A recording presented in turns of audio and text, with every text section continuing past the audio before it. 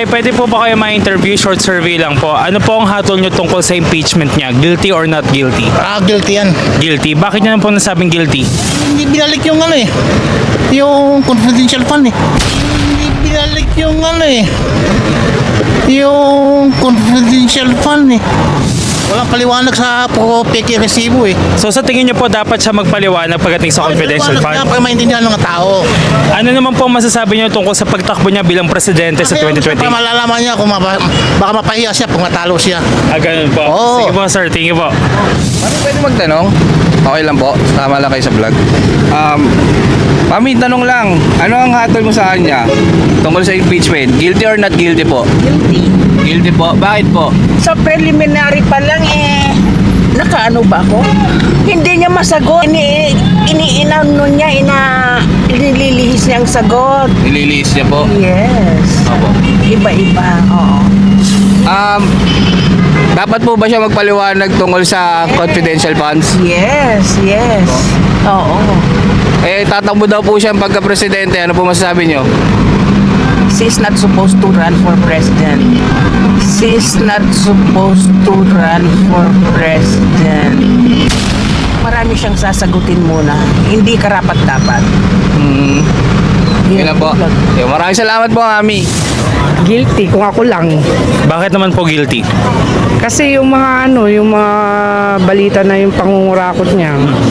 Yun lang. So, naniniwala po kayong totoo po ito? Oo. Tatakbo daw po siyang presidente. Ano pong masasabi niyo rito? Hindi ko siya iboboto.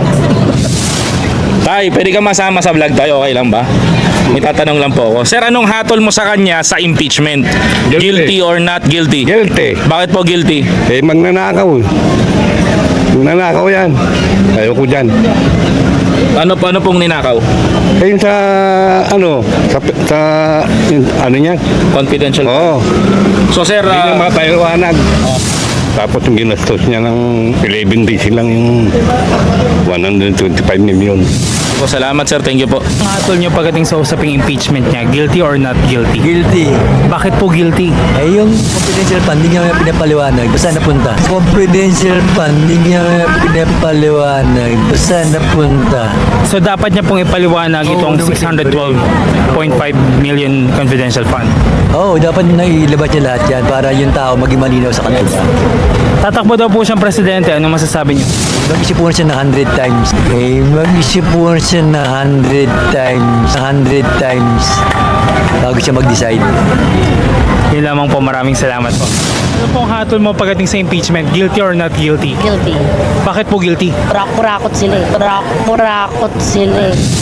Po, dapat siya magpaliwanag pagdating sa usapin ng 12.5 million na confidential funds. Paliwanag. Tatakbo daw po siya presidente. Anong masasabi mo? Sa mananalo. Sige po, maraming salamat po. Ito kali survey lang, may tatanong lang po kami sa inyo. Ma'am, ano hatol mo sa kanya sa impeachment? Guilty or not guilty? Guilty. Bakit po guilty? Kasi nakikita ko naman eh, wala naman siya nagawa eh. Kasi nakikita ko naman eh, wala naman siya nagawa eh.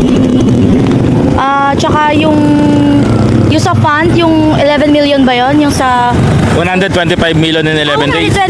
Okay, ayun. So sabi, di ba hindi niya naman nasabi kung saan niya na-allocate. So saan napunta yun? Yun lang question mark mo sa kanya. Yeah. Tatakbo siyang presidente. Ano masabi mo? Kung kaya tumakbo, edi tumakbo siya. Maraming salamat po. Pwede magtanong, ano hatol mo sa kanya sa impeachment? Guilty or not guilty? Unahin ko na siya. Unahin ka na ta. Bakit guilty? Ayoko sa kanya. Bakit? Ayaw kasi hindi siya lutang siya lagi pag ini-interview. Tapos, parang wala siyang pagmamahal sa Pilipino, puro sarili niya lang iniintindi niya. Kaya ayoko sa kanya. Ito nila, marami daw ginawa si Vice President sa trabaho sa Pilipinas. Wala siya nagagawa. Alam niya, mamasyal ng mamasyal. Halos hindi nga siya nakikita pag may mga hiring-hiring eh. Pag may mga yung Pangulo, lagi lang si Pangulong Bongbong Marcos ang hindi siya laging kasama. Lagi siyang wala. Ayoko dyan. Anong hatol mo sa kanya sa impeachment? Guilty or not guilty? Sa'yo, may pagkakasala o walang pagkakasala? Meron. namin bakit siya meron.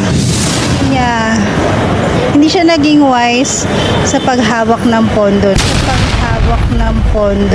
paghawak ng pondo nung siya pa nakaupo sa DepEd na. Kailangan dinipensa rin niya yung sarili niya about Tatakbo siyang presidente, ano masabi mo?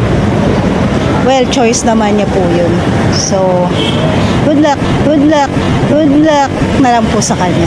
Maraming salamat po, thank you. Ano po ang hatol mo sa kanya sa impeachment? Guilty or not guilty? Ano po ang hatol niyo? Guilty or not guilty? Yung guilty po, may sala. Yung not guilty, walang sala. Not guilty. Not guilty. Bakit po not guilty? Siyempre pagka alam naman natin sa magaling po siya magano. Marami po hanga sa kanya eh. Kasi kung ano niya, kaya-kaya niya po. Kaya laban lang po. Dapat po niyo yung sagutan ng mga nawawalang confidential fund. Ay po, hindi po alam dyan. Tatakbo po sa pilang presidensya sa 2028. Ano pong masasabi niyo? Sana po manalo siya. So, pabor din po kayo sa pagpatay. Tungkol po dito sa mga nagamay ng bata, pabor din po ba kayo? Opo. Usapin ng impeachment, guilty or not guilty? Ay, idol ko yun. Not guilty yan. Sigurado magaling yan. Bakit po not guilty? Magaling mag-presidente. Sa tingin ko siya na susunod na presidente. Sige po, so sa tingin niyo po, kailangan din po ba siya magpaliwanag pagdating sa usapin ng confidential funds? Oo, kailangan niyong paliwanag. Para malaman kung ano talaga yung ano niya. So kung sangayon po kayo sa pagtakbo niya bilang presidente, pabor din po ba kayo sa pagpatay?